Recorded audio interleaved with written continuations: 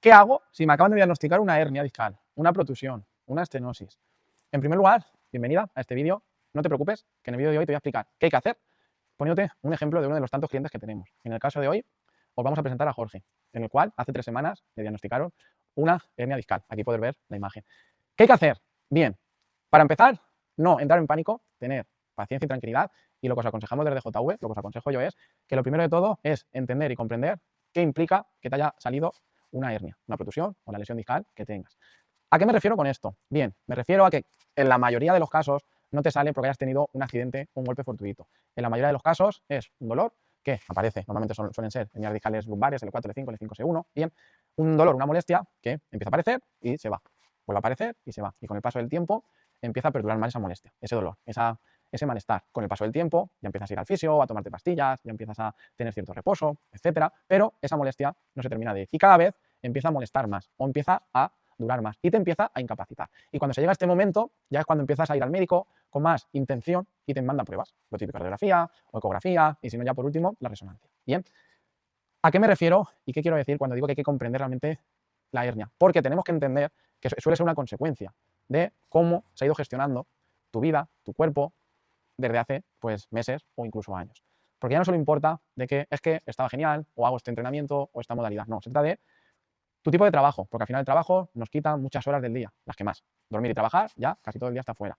Luego la casa, la crianza y otras cosas que tengas. Al final es un estrés, es unas demandas que te requiere de energía, te estresa, de una postura en particular, de un entorno en concreto, y todo eso son estímulos para el cuerpo, que al final a lo que llevan y el cómo afectan, ¿vale? La causa es que tú decidas o tú te sientes o tú te encuentres sin ganas, sin energía, estresada, que te falta tiempo para todo y que empieces a hacer ejercicio sin respetar las bases biológicas y fisiológicas del cuerpo y que empieces a hacer las cosas de cualquier manera porque necesitas sacar energía y desestresarte y necesitas sudar o sentirte ahí agotada o te hayas apuntado porque te lo han dicho, pilates, yoga, natación, ejercicios de core, fortalecimiento, ¿vale? Que esto pues ya estamos haciendo algo y es positivo. ¿Qué pasa? Que como no atendemos a todo este background o contexto de los últimos años, no entendemos a nivel del sistema inmune, del sistema nervioso, del sistema muscular, del sistema articular, de la postura, del por qué estamos como estamos. Y como no atendemos a esto, se realizan ejercicios, se acuden a modalidades de pilates, yoga, grupos funcionales reducidos, sin atender a esto. Y se mandan ejercicios, que te sonará, ¿no? Pues si te molesta la lumbar, tienes que reforzar el core y tienes que estirar el psoas y los isquios. Y además tienes que empezar ahora, se empieza a hablar también, que tienes que entrenar tu glúteo y movilidad de cadera. Y se empiezan a hacer ejercicios,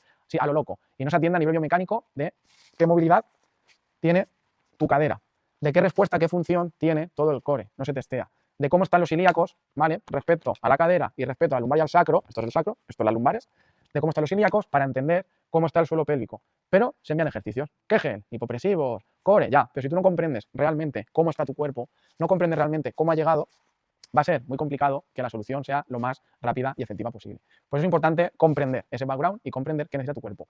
En segundo lugar, ¿qué necesitas? Depende de la sintomatología o depende de cómo te está afectando y cómo te está incapacitando. Nosotros tenemos clientes que tienen hernias de 2 centímetros enormes y tienen una vida maravillosa, casi sin dolor y que pueden hacer muchas cosas.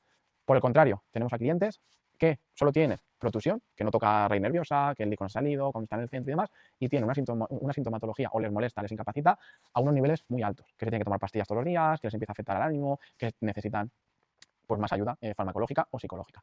¿Y por qué teniendo o no teniendo hernia me salen las dos mismas respuestas? Puede que me duele y puede que no. Porque es importante comprender y entender que dolor no es igual a daño. Y esto es muy importante. Yo, por ejemplo, tengo 2 hernias y a mí no me molestan, no me incapacitan y no me condicionan para nada. En su momento tuve la mala suerte de toparme con la médico con más de toda mi vida, que me dijo déjate las pesas, déjate de entrenar, etc, etc, etc. Menos mal que no le hice caso y seguí ahondando y buscando, por eso el día de hoy estoy donde estoy y me dedico al que me dedico para comprender realmente qué hay que hacer. Bien, esto es lo primero. Sé que no es marketingiano, sé que es denso, sé que no gusta, sé que no es llamativo, pero esto es lo más importante. Entender de dónde venimos, comprender qué implica tener una hernia, ¿vale? Y ahora, ¿qué hago? Como está diciendo al inicio del vídeo, en el caso de Jorge, lo que estamos haciendo, desde hace ya 4 años o 5 creo que lo conocemos, tenemos la suerte de tener amistad, es, primero, comprender y entender qué trabajo a qué se dedica, a qué le dedica su tiempo libre, entender qué necesita él para tener adherencia y que pueda realizar los ejercicios para que no vaya más y poder trabajar lo que él necesita, que es quitarle mucha presión, mucha tensión a toda la zona lumbar. ¿Cómo? Pues trabajando a nivel biomecánico y a nivel de movilidad, consiguiendo recuperar movimientos de los ilíacos, funciones musculares de todo el core, de todo el suelo pélvico, de todas las costillas, que respire bien, para que todo el tronco trabaje en equilibrio y luego trabajar la fuerza y la movilidad en rangos que él tenga cada día. Hay días que él se encuentra mejor y hay días que él se encuentra peor y esto es lo normal. Los días que se encuentra mejor no nos volvemos locos y seguimos el plan. Podemos hacer un poco más, los días que él está peor, no apretamos las tuercas, no nos volvemos locos y seguimos el plan.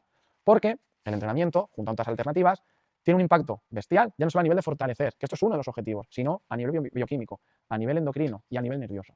Y por eso es importante ceñirse al plan de un profesional que te guíe, que te comprenda, que te escuche y que entienda que esto no se soluciona en 10 semanas ni en 12, que esto es a largo plazo y que es un proceso donde la persona va a tener que dejarse ayudar, tener paciencia y que la curva va a ir de menos a más. Bien, sé que me he extendido un poco, pero es importante que entiendas y comprendas esto porque en el cuerpo no hay magia, en el cuerpo todo es paso a paso y los grandes cambios se consiguen con las acciones diarias pequeñitas que no se tienen en cuenta. Esos 5 o 10 minutos que te dedicas en casa a estirar, a relajarte, a respirar y a conectar contigo.